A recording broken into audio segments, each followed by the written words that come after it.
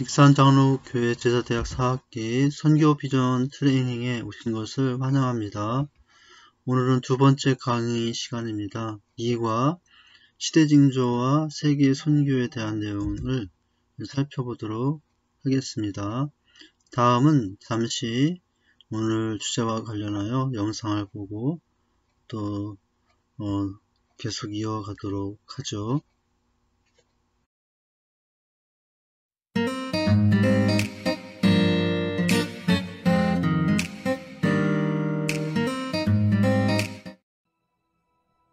Every year, Open Doors publishes the World Watch List to focus the world's attention on the 50 countries in which Christians are persecuted the most.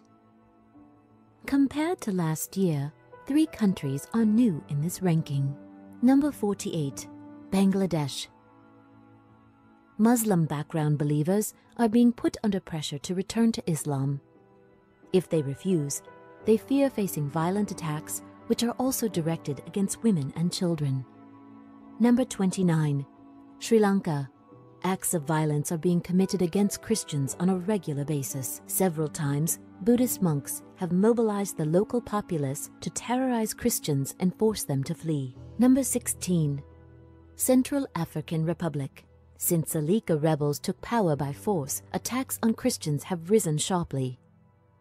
Pastors have been killed, women raped, churches destroyed, houses of Christians are being looted and burned.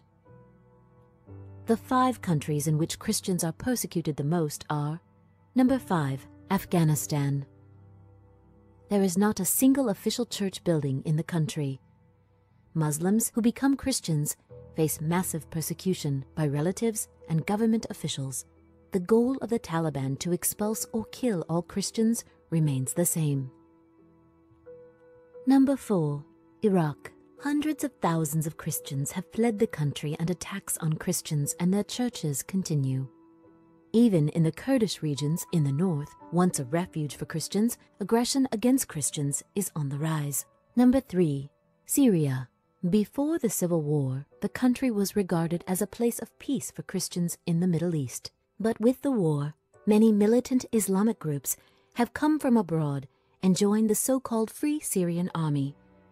Christians are being targeted, attacked, threatened, abducted, and killed.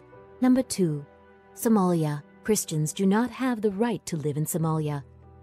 Islamic extremists are insisting that the country remain a Muslim country with no room for Christians and Christian churches. A believer in Christ who is discovered has to fear for his life. As in the last 12 years, North Korea is number 1 for being the state where Christians are persecuted the most. 10,000s of Christians are imprisoned, gruesomely tortured, and have to do forced labor. Being discovered as a Christian in Kim Jong-un's North Korea is virtually the same as a death sentence. You can find more information on the situation of persecuted Christians, together with testimonies and ways to help persecuted Christians, on our website.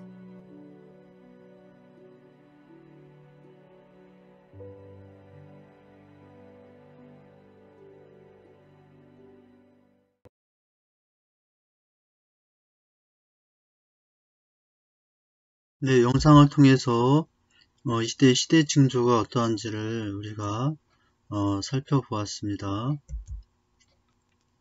세계 곳곳에서 많은 크리스찬들이 박해를 당하고 있습니다. 무슬림 출신 성도들은 무슬림으로 돌아오라는 압박을 받고 있다고 합니다. 만약 그들이 거절한다면 더 큰 박해와 공격을 받게 될 것입니다. 많은 성도들이 곳곳에서 위협을 당하고 때로는 강제로 추방을 당하기도 합니다. 이런 가운데 우리는 우리에게 주어진 이 사명, 어떻게 지혜롭게 그리고 체계적으로 조직적으로 지속적으로 감당할 수 있는지 살펴보는데요.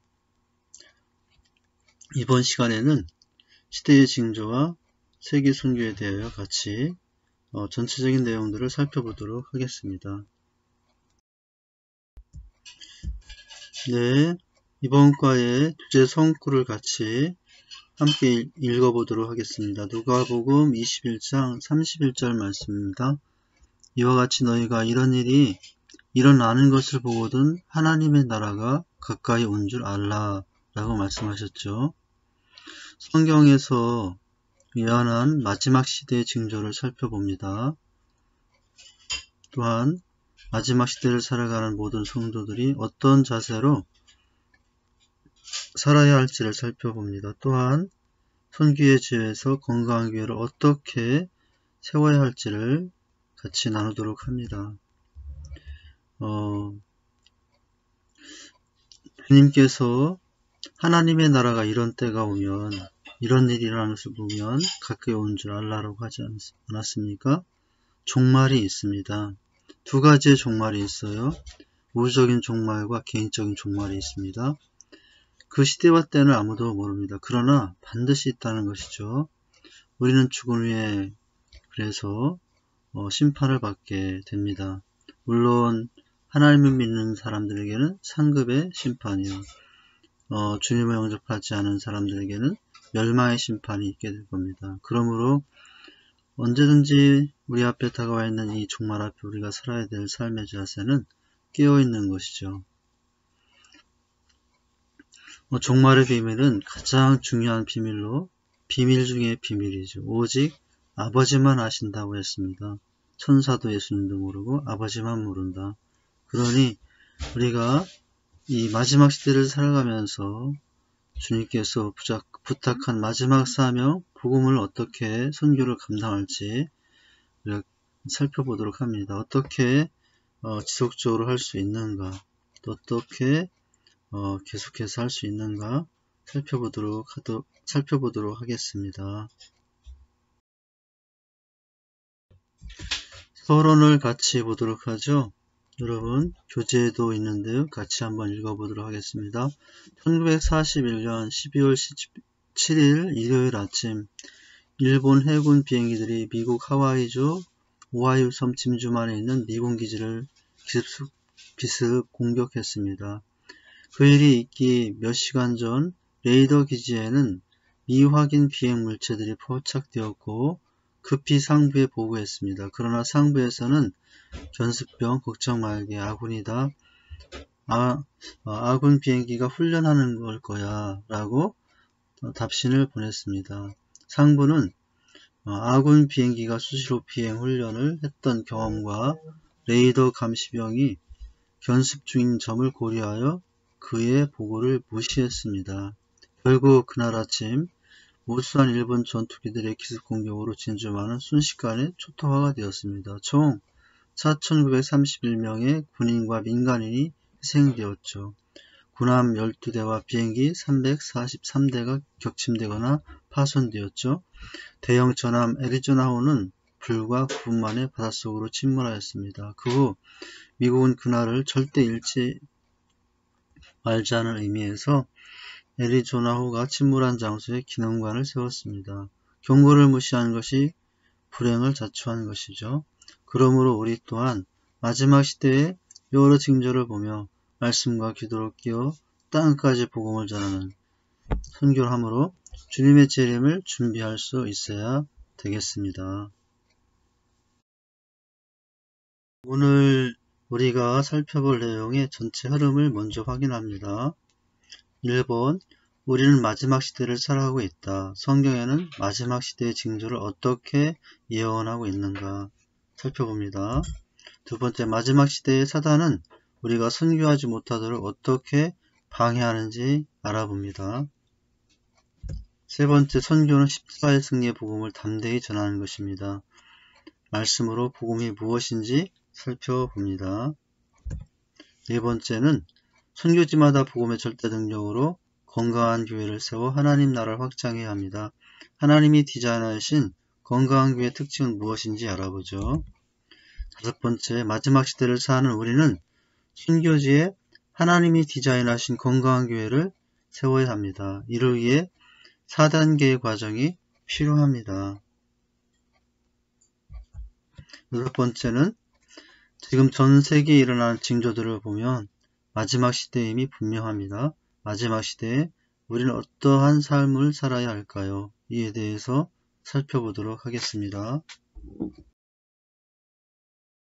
1번입니다.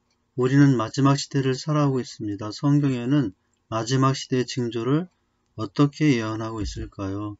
첫째는 거짓 그리스도와 거짓 선지자의 급증에 관해서 말씀해 주었어요. 마태복음 24장입니다. 많은 사람이 내 이름으로 와서 이르되 나는 그리스도라 하여 많은 사람을 미혹하리라.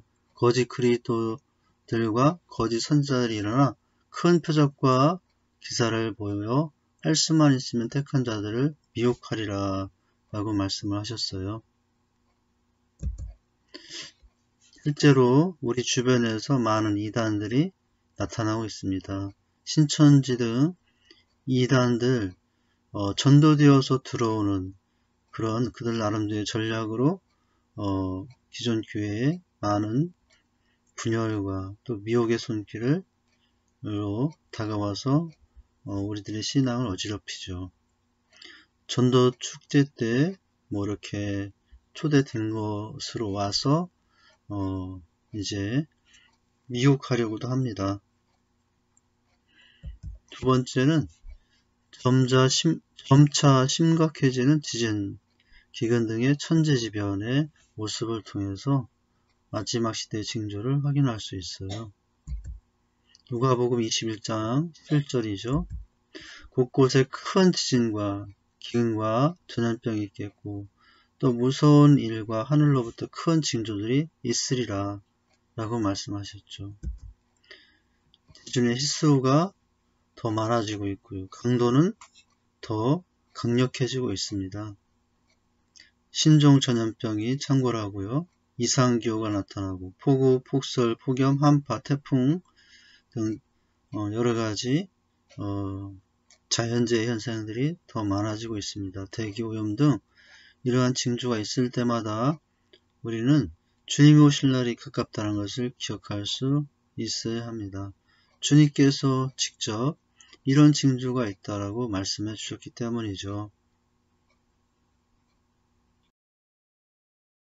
세 번째, 마지막 시대의 징조로서 우리가 지금 어떤 현실들을 보게 되냐면 큰 환란과 박해의 모습들을 보게 된다고 하는 거죠. 마태복음 24장 9절 말씀인데요.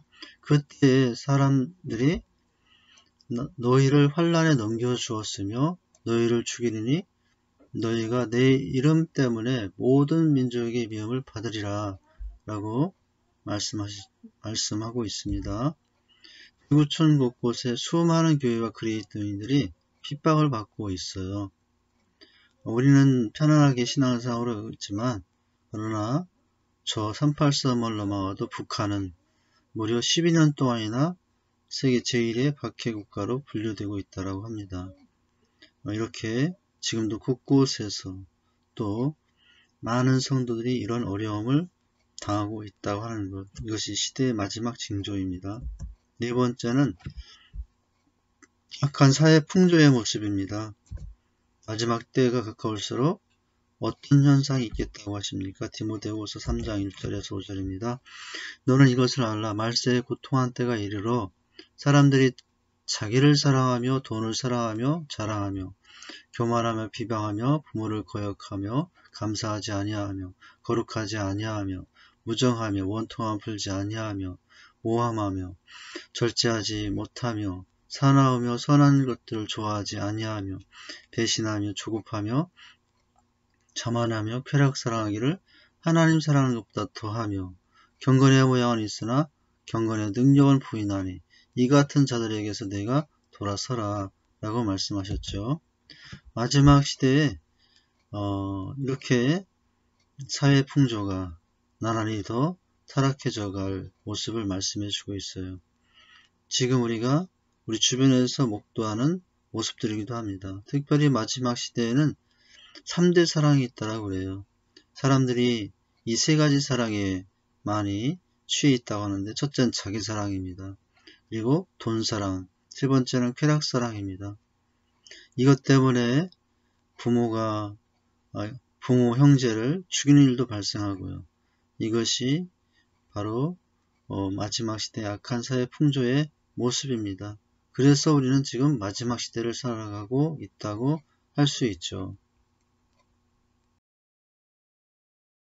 네, 마지막 시대의 징조를 또 어떤 곳에서 확인할 수 있을까요? 5번째입니다. 모든 민족에게 전파되고 있는 천국 복음의 현실을 통해서 확인할 수 있어요. 주님께서 말씀하셨죠. 마태복음 24장 14절에 이 천국 복음이 모든 민족에게 증언되기 위해 온 세상에 전파되니 그제야 끝이 오리라. 사실 지금 세계 곳곳에 땅끝까지 복음이 전해져 모든 많은 사람들이 예수를 믿고 있는 상황이 되었어요.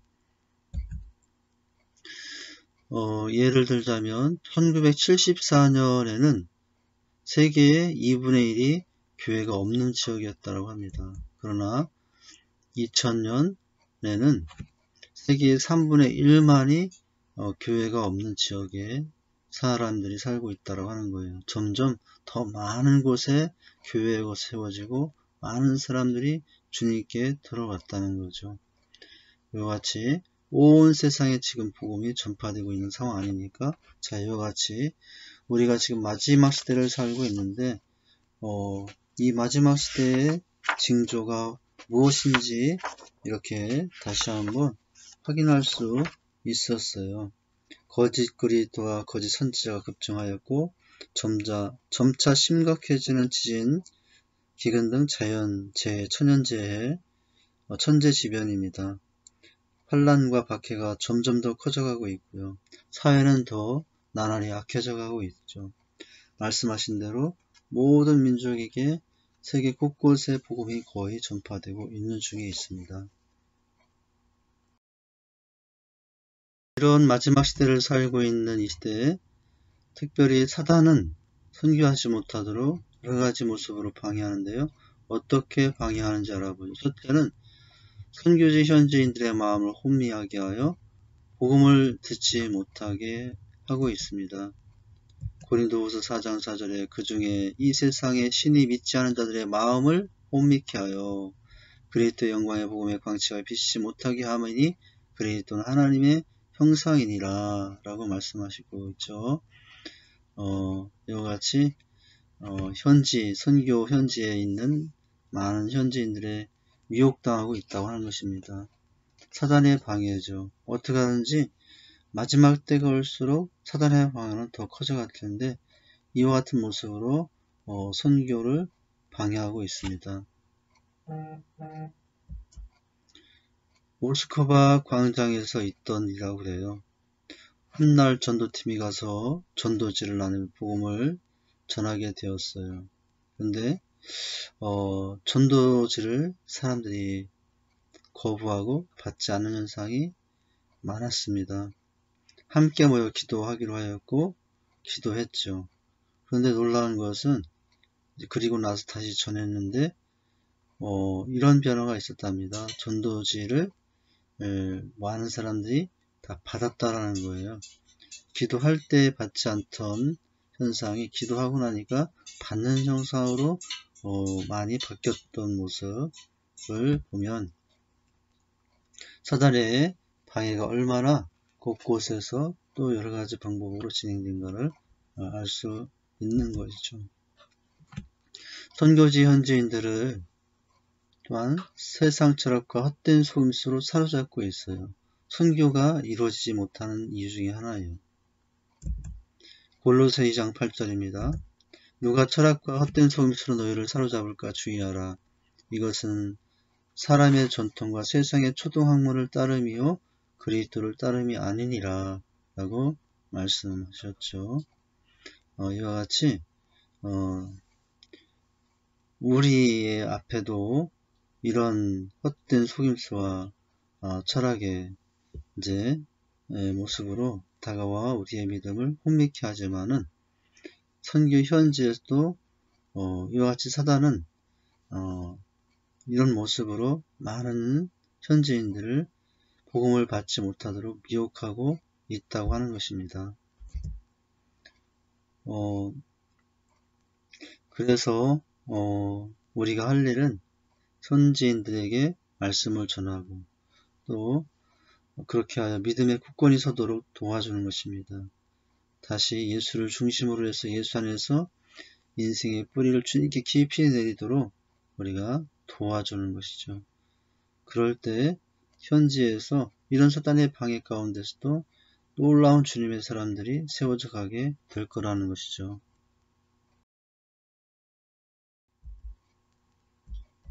세 번째는 어떻게 방해하고 있는가?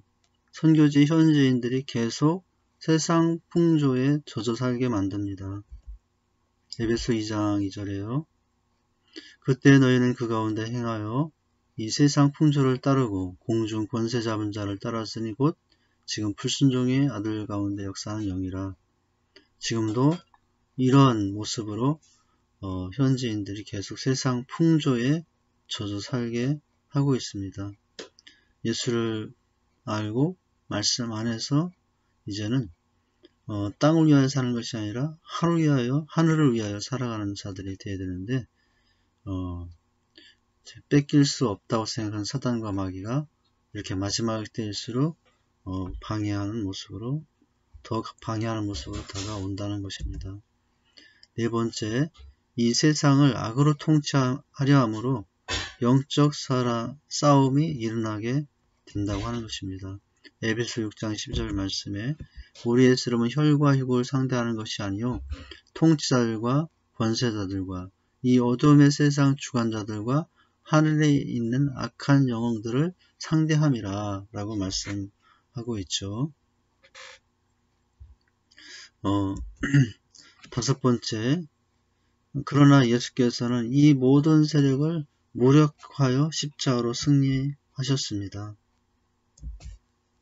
골로새 2장 19절 말씀입니다. 통치자들과 권세자들을 무력하여 드러내어 구경거리를 삼으시고 십자가로 그들을 이기셨느니라 라고 말씀하셨죠.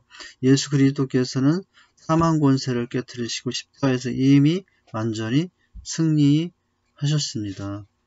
사단의 방해가 아무리 커도 우리가 늘 확인하고 확신하며 살 것은 사단의 일을 우리 예수님께서 완전히 멸하셨다고 하는 것입니다. 예수님의 십자가의 승리는 믿는 즉시 성도의 승리라는 사실을 기억하고 살아야 됩니다.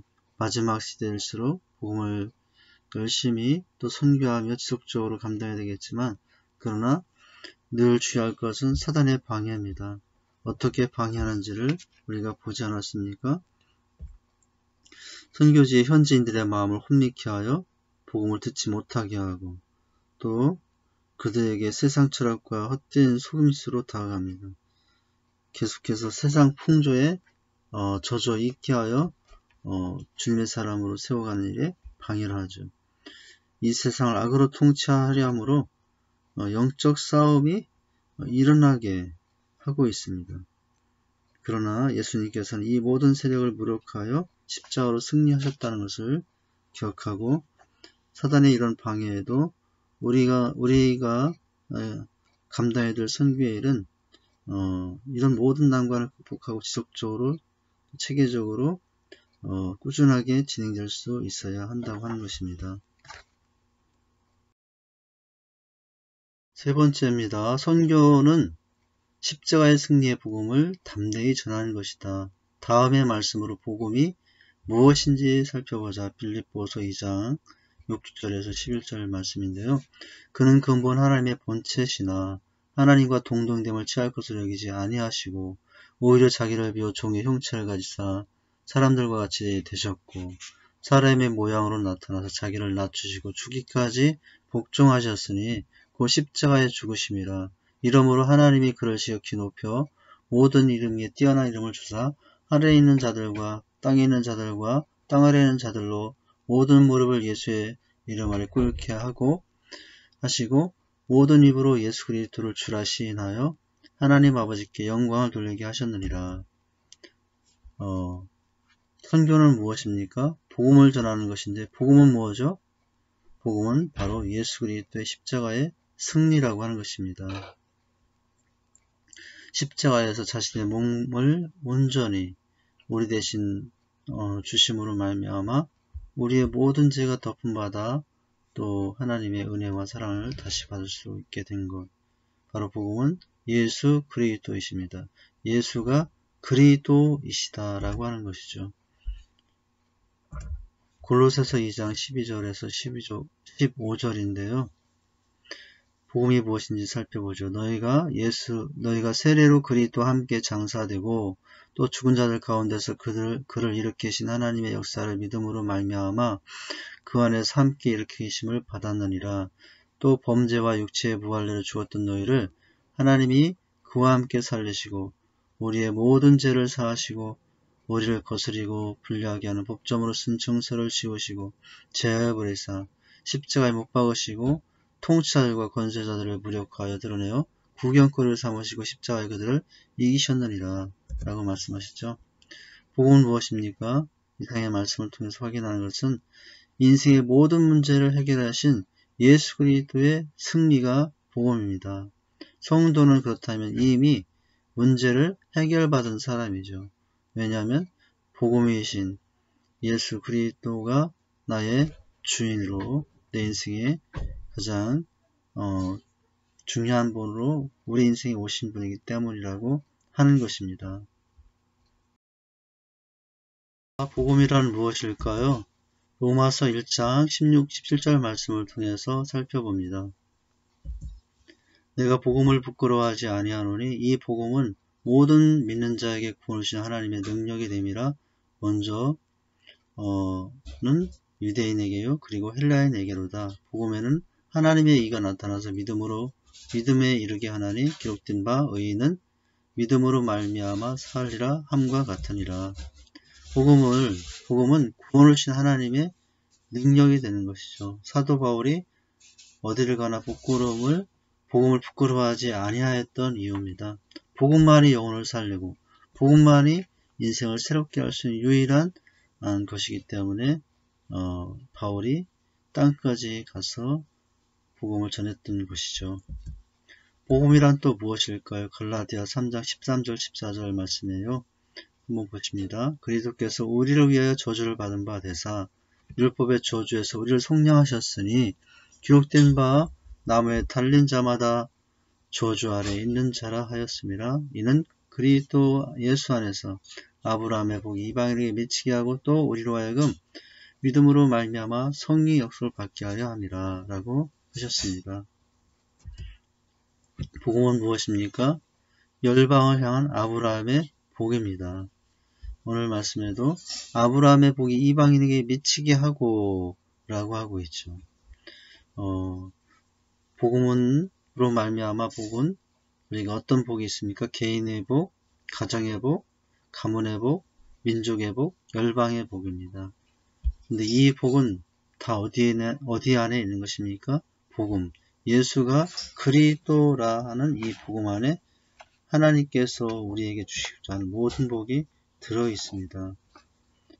선교는 십자가의 승리의 복음을 전하는 것인데요. 복음은 바로 예수가 그리스도라는 것이며 인생의 모든 문제를 해결하신 예수님의 승리이고 또 구원을 주신 하나님의 능력이며 열방을 향한 하나님의 복이다라고 하는 것을 우리가 기억하고요. 우리가 이 복음을 감당하려고 선교를 하는 것입니다.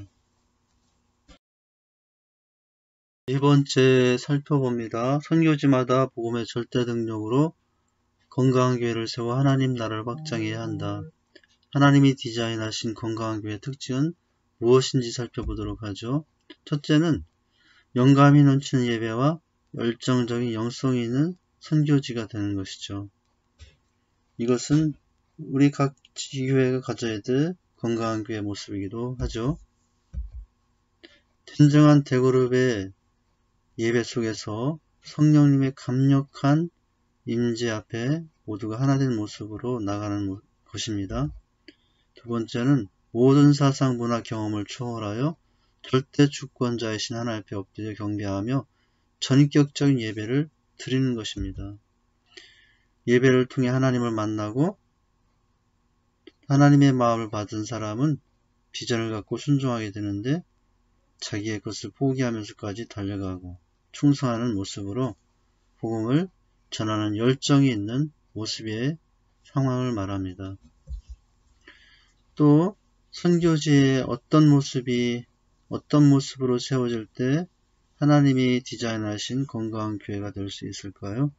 두 번째는 전인격적인 셀가족 모임과 은사 중심적인 사역에 있는 선교지입니다. 은사를 인정하고 또 감사하며 그 은사를 통해 섬기는 것은 은사를 주신 하나님을 인정하는 것이고 영광을 돌리는 것입니다. 하나님이 디자인하신 건강한 교회, 우리 각 지교회가 갖는 건강한 교회 모습과도 다를 바가 없어요. 우리가 지교회에도 전격적인 셀가족 모임이 있고 은사 중심적인 사역이 있죠. 또한 선교지에서 세워져 가야 될 모습의 교회 안에도 전적인 셀가족 모임과 은사 중심적인 사역의 모습을 소망하고 이 비전을 따라 이 그림대로 이뤄내는 것이 건강한 교회를 세우는 중요한 모습이라고 할 수 있습니다. 하나님이 디자인하신 건강한 교회, 선교 현지에서 세워질 때 특징은 무엇일까요? 세 번째, 복음의 절대 능력을 경험하는 전도 소그룹이 있는 교회가 되는 것입니다. 대그룹의 축제 예배와 함께 소그룹의 전도 소그룹, 행복 모임이 삶의 현장 곳곳에서 열려지는 선교지 교회를 세우는 것이죠. 또한 그 일을 감당하기 위해서 네 번째는 탁월한 재생산 사역자를 세우는 양육과 훈련이 있는 현지 교회를 세우는 것입니다. 탁월한 양육과 훈련을 받을 때 재생산 사역자로 세워질 수 있기 때문에 그렇습니다. 이와 같이 선교지마다 하나님이 디자인하신 건강한 교회를 이루기를 원합니다. 먼저는 우리가 하나님이 디자인하신 건강한 교회의 모습을 갖는 거죠.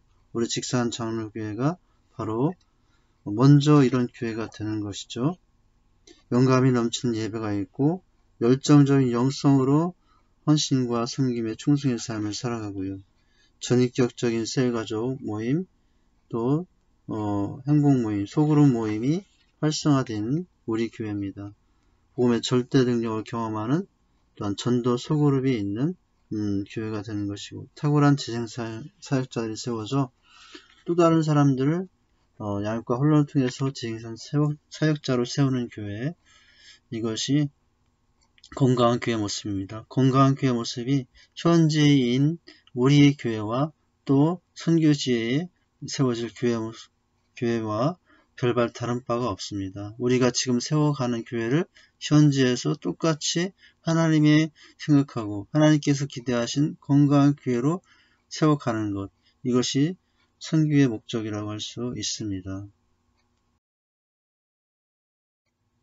다섯 번째 살펴봅니다. 마지막 시대를 사는 우리는 선교지에 하나님이 디자인하신 건강한 교회를 세워야 하는데요.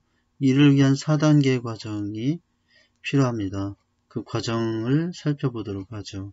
선교의 진행 상황이 이제 임의적으로 진행되는 것이 아니라 체계적으로 이렇게 진행될 수 있어야 더 효율적으로 선교가 이루어질 수 있기 때문이죠. 첫째 단계는 개척기라고 할 수 있는데요. 교회가 없는 곳에 가서 교회를 개척하는 초기 단계를 의미합니다. 국내 현지 사역팀이 파송되게 됩니다. 장단기 선교사로 한 팀으로 가게 되는데 목회자 가정, 전문인 사역자, 찬양팀, 연구팀 등으로 같이 가게 돼요. 10명에서 20명이 한 팀이 되어 현지에서 전략적으로 사역을 시작하게 되죠. 그러면서 또한 현지의 본국 사역팀을 이제 돕기 위한 본국 사역팀을 결성하게 됩니다. 현지 사역팀을 자원, 물질, 기도로 돕는 팀이라고 할 수 있어요. 현지에 가 있는 팀을 돕는 본국 사역팀을 말하는 것입니다. 현지 사역팀의 주 기관으로 상황을 알려주면 이제 기도와 재정의 지원을 창의적으로 협력하는 모습이 있어야 개척이 참 아름답게 진행이 될 수 있게 되죠. 자, 이렇게 국내 현지 사역팀이 가서 또 본국 사역팀의 여러가지 후원과 협력 아래서 이제 교회가 세워지는 단계입니다. 두 번째 단계는 부목이라고 할 수 있어요. 개척 시기를 지나고 현지에서 양육되고 훈련시켜 이제 개종자들이 생긴 상태입니다. 그들의 영적 아비의 모습으로 사역하는 단계죠. 현지인을 셀 모임에 참석시키고 소그룹 전도팀을 데리고 다니면서 선교 현지에서도 학교, 직장, 캠퍼스 등에서 이 소그룹 전도팀이 결성되어지고 그것을 통해서 영혼들이 전도받도록 하는 것입니다. 그 일을 훈련시키는 단계죠. 제자대학을 통해 현지인을 재생산 사역자로 양성하는 단계라고 할 수 있습니다. 개척의 단계를 넘어서 이제 한 영혼들이 세워지는 단계죠. 현지에 있는 또 파송된 현지 국내 선교팀은 그들의 영적 아비가 되어서 돌보면서 잘 자라도록 성장하도록 돕는 단계라고 할 수 있습니다. 하나님이 디자인하신 건강한 교회를 선교 현지에서 세우기 위한 4단계인데 세 번째는 협력기라고 할 수 있습니다. 파트너가 되는 거예요. 서로 대등한 위치에서. 파송된 선교팀과 또 현지에서 세워진 사역자가 대등한 관계로 협력하는 단계가 되죠. 실제 상황은 시스템이 없어서 여기까지 잘 가지 못하는 경우들이 많다고 해요. 이제 마지막 네 번째 단계는 협력입니다.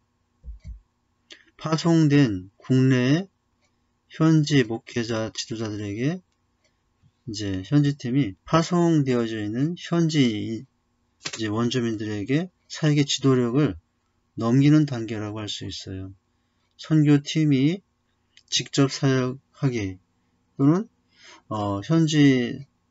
원주민들이 현지 이제 성도들이 이제 여러 가지 사역을 감당하는데 기존에 파견된 선교팀은 그들의 자문 역할하고 보존 역할을 해주는 단계로 좀 물러서죠. 또한 선교팀은 거기서 사역을 이제 마치게 되면서 이제 세워진 파송된 선교교회를 뒤로하고 또 다른 곳으로 개척하여 나가는 시기를 가지면 됩니다. 그래서 이제 개척하여 잘 세웠던 팀은 또 다른 곳에 가서 개척 시기를 보내는 것입니다.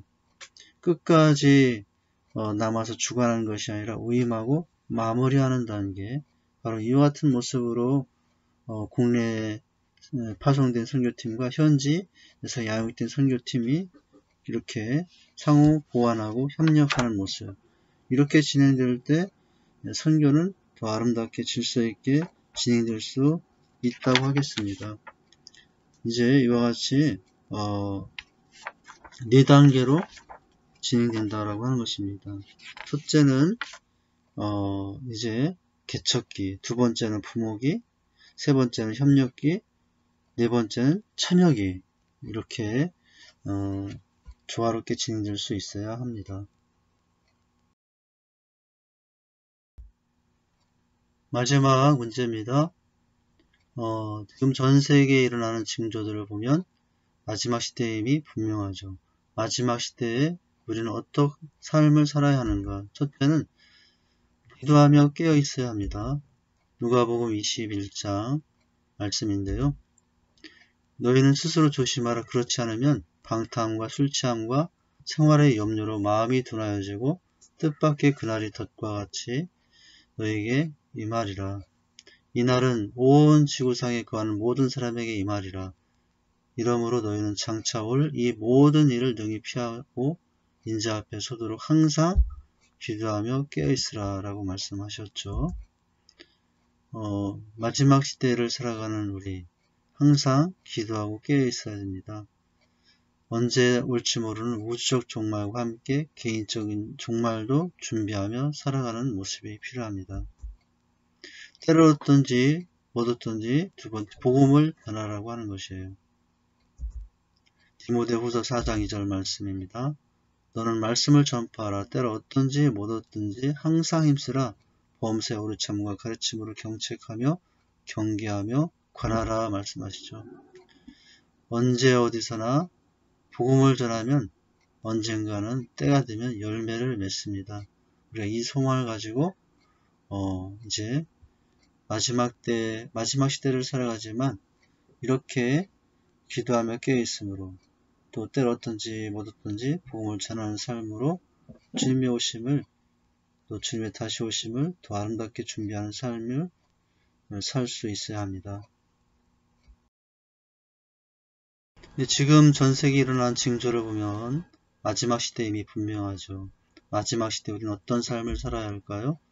첫 번째, 두 번째 개인적인 차원에서의 신앙을 봤다면 이제 선교적 차원에서 또 복음을 전하는 삶에서 차원에서 본다면 세 번째 핍박과 박해를 두려워하지 말라는 것입니다. 마가복음 10장인데요.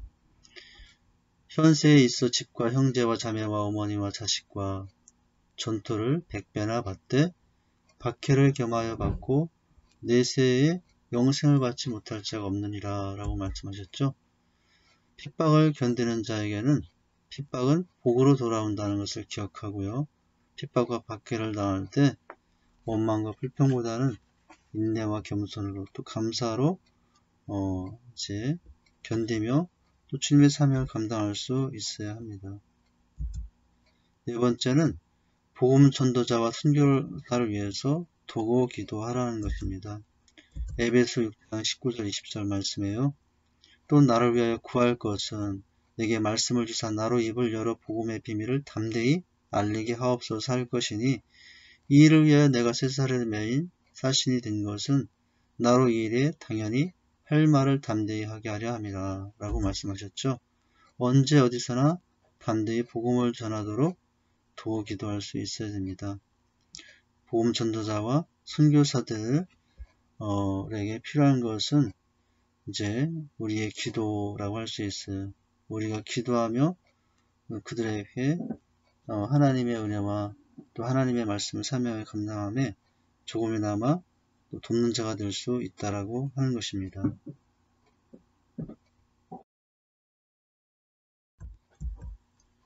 다섯 번째는 끝까지 충성하라는 것입니다. 요한계시록 2장 10절인데요. 너는 장차 받을 고난을 두려워하지 말라. 볼지어다 마귀가 장차 너희 가운데서 몇 사람을 옥에 던져 시험을 받게 하리니 너희가 10일 동안 혼란을 받으리라. 내가 죽도록 충성하라. 그리하면 생명의 멸류관을 주리라 라고 말씀하셨죠. 두려워하지 말고 충성하기만 하라. 그리하면 생명의 멸류관을 반드시 받게 될 것이다 라고 하는 것입니다.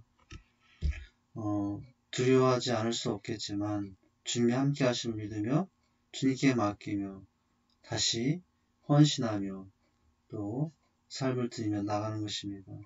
약속하신 대로 생명의 멸류관을 주님이 씌워주실 것입니다. 여섯 번째는 먼저 제자가 되고 제자 삼는 제행산의 삶을 살라라고 하는 것입니다. 누군가를 제자 삼기 전에 먼저 내가 제자 되는 것이 순서이고요. 그렇게 제자가 된 후에는 열매 맺는 충성, 제행산의 삶이 필요하다고 할 수 있죠. 마태복음 28장 18절 20절에 바로 이 삶에 대해서 이렇게 말씀하셨죠. 예수께서 나와 말씀하여 이르시되 하늘과 땅의 모든 권세를 내게 주셨으니 그러므로 너희는 가서 모든 민족을 제자 삼아 아버지와 아들과 성의 이름으로 세례를 베풀고 내가 너에게 분부한 모든 것을 가르쳐 지키게 하라. 볼지어다 내가 세상 끝날까지 너희와 항상 함께 있으리라 하시니라 라고 말씀하셨죠. 우리의 소원은 꿈에도 재생산이라고 하는 것입니다. 바울은 이것을 복음 전하는 것 외에는 소망이 없는 삶이다 라고도 표현했어요. 내가 달려갈 길 주 예수께 받은 사명 은혜 복음 증거하는 일을 마치는 하면은 생명도 죽음도 아까지 않는다. 이 말씀의 모습이 복음 전하는 것 외에는 소망이 없다는 고백이라고 할 수 있죠. 이와 같이 마지막 시대의 힘을 안다면 우리가 나가든지 보내든지 선교의 삶을 사는데 나가는 선교사가 될 수도 있고 보내는 선교사가 될 수 있지만 우리의 모습은 바로 이 모습 안에서 선교사의 삶이 이루어진다라고 할 수가 있겠습니다. 기도하며 깨어있으라. 때로든지 뭐든지 복음을 전하라. 핍박과 박해를 두려워하지 말라. 복음의 전도자와 선교사 위에 도고 기도하라. 끝까지 충성하라. 내가 먼저 제사지고 제삼는 제3의 삶을 살자라고 하는 것입니다. 네, 강의를 이제 다 진행했는데 적용과 나눔의 시간입니다. 적용입니다. 이번 과의 가르침에서 새롭게 깨달은 것과 적용하여 실천하고자 하는 것을 기록한 후 서로 나누어 보자. 우리가 오늘 두 번째 시간을 진행했는데요. 시대의 징조와 세계 순교라는 제목으로 나눴어요. 우리는 마지막 시대를 살아가고 있다고 하는 것. 성경에는 마지막 시대의 징조를 어떻게 예언해 주었는가. 거짓 그리스도의 급증, 심각해지는 지진과 기근 등 천재지변, 많아지는 혼란과 박해, 또 악해지는 세상 풍조, 온 땅에 복음이 전파되고 있는 상황, 바로 마지막 시대의 징조라고 했습니다. 그렇기 때문에 사단은 더욱 선교하지 못하도록 방해하고 있다고 했어요. 선교 현지인들의 마음을 혼미케 하고 또 세상 철학과 헛된 속임수에 사로잡혀 살게 하고 세상 풍조에 젖어 묶여 매여 있게 하고요. 이 세상을 악으로 통치하려 함으로 또 영적인 전쟁이 일어나게 하고 있고 그러나 예수께서는 이 모든 세력을 무력화하시고 십자가로 승리하셨다는 사실을 깨닫고 더욱더 선교에 정진할 수 있어야 되겠죠. 선교는 십자가 승리의 복음을 담대히 전하는 것이라 했습니다. 복음을 전하는 것인데 복음은 무엇이었는가? 바로 예수가 그리스도라고 하는 것. 그리고 인생의 문제를 예수 안에서 해결하신 것. 이것이 복음이라고 했습니다. 구원이신 하나님의 능력이 되며 열방을 하신 하나님의 복음이라고 했습니다. 그래서 현지에 어떤 교회가 세워지도록 해야 할 것인가. 국내 교회들이 갖고 있는 건강한 교회 비전과 똑같아요. 국내와 함께 물론 현지에 영감에 넘친 예배가 있는 교회가 되게 하고 열정적인 영성 있는 교회가 세워지게 하며 전인격적인 셀가족 모임과 의사중심 사역으로 교회가 역동적이게 세워지게 하고요. 복음의 절대 능력을 경험하는 전도 소그룹들 삶의 현장에서 또 진행되도록 체계를 세워가는 것입니다. 탁월한 재생사를 세워서 또 그렇게 현지인들을 세워가는 것이죠. 이것을 이루기 위해서는 4단계가 필요하다고 했어요. 개척기, 부모기, 협력기, 참여기. 자, 그러면서 또한 이 사역을 감당해야 될 이 시대에 우리는 선교사인데 나가든 선교사이든 보내든 선교사이든 마지막 시대에 이런 징조를 깨닫고 알아서 어떤 삶을 살아야 되는가. 기도하며 깨어있으라. 때로든지 뭐든지 복음을 전하라. 핍박과 박해를 두려워하지 말라. 복음 전도자와 선교사를 위해 중보기도하고 늘 끝까지 충성하라. 먼저 제자가 되고 제삼는 쟁산의 삶을 살아가는 것. 마지막 시대의 징조 앞에서 우리가 해야 할 삶의 모습들이라고 할 수 있겠습니다. 자, 이제 적용한 후에는 기도하면 됩니다. 마지막 시대를 사는 우리가 선교사적 삶을 살도록 간절히 부르짖고 이렇게 이제 강의가 진행이 되었지만 1시간의 강의보다 더 중요한 삶은 강의의 일주일 내내 하나님과 나와의 개인적인 관계의 삶이라고 했습니다. 누가 보든 보지 않든 매일매일 하나님과 통하는 삶의 기록을 남기시면 됩니다. 예습하고 큐티하며 암송 전도, 소그룹 모임, 또 새벽 기도, 과제물 특별히 나가든지 보내든지 하라라는 필독서를 읽으시며 독후감을 준비하시면 되겠습니다. 진행 상황인데요. 다음 주에는 이제 3과를 진행하게 됩니다. 세계복음화의 장벽과 연합선교에 대해서 살펴보죠. 한 사람 한 사람의 선교, 더 나아가서는 교회 선교가 중요하고요. 또 교회 선교 이상의 또 중요한 것이 교회들이 연합하여 현지에서 하나님 주신 자원과 여러가지 지혜를 남용없이 또 어떻게 연합하여 선교지에서 하나님의 나라를 확장할 것인가, 연합선교에 대해서 살펴보게 됩니다. 준비하시면 됩니다. 네, 감사합니다. 수고하셨고요. 두 날개로 날아오른 건강한 교회를 세우는 세계비전의 기쁨을 우리가 늘 생각하고 있습니다. 전 세계 곳곳에 재생산 사역자를 세워 건강한 셀을 확장하며 모든 민족을 제자로 삼고자 합니다. 부르심에 순종하여 세계의 비전을 이루기 위하여 초실일관 달려가는 제자는 세계의 비전의 기쁨이 언제나 충만합니다.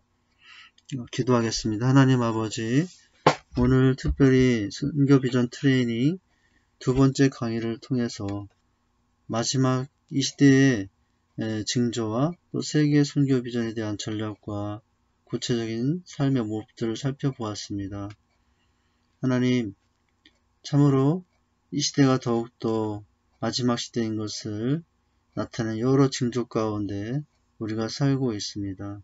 그 가운데 사단은 더욱더 우리의 이 선교의 비전을 방해하며 막고 있습니다. 그러나 우리가 늘 깨어 기도함으로 이 복음을 잘 증거하는 자들이 되길 원합니다.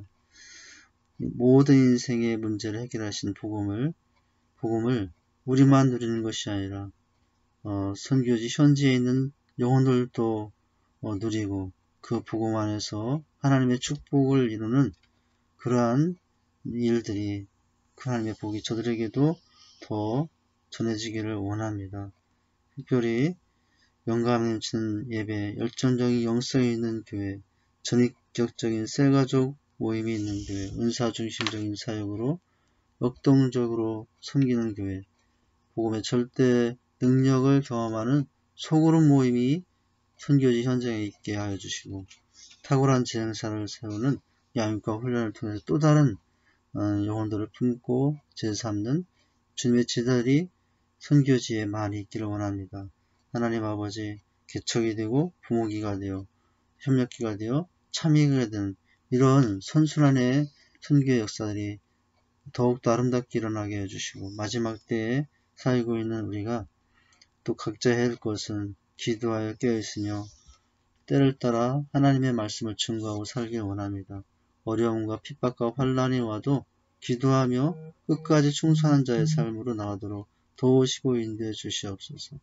내가 먼저 제자되고 또 다른 제자를 삼는 것이 바로 선교사의 삶임을 또한 기억하며 그 삶으로 나가는 우리의 모습이 되게 하여 주시옵소서. 예수님 이름으로 기도하옵나이다. 아멘. 감사합니다. 또 다음 강의에 뵙도록 하겠습니다.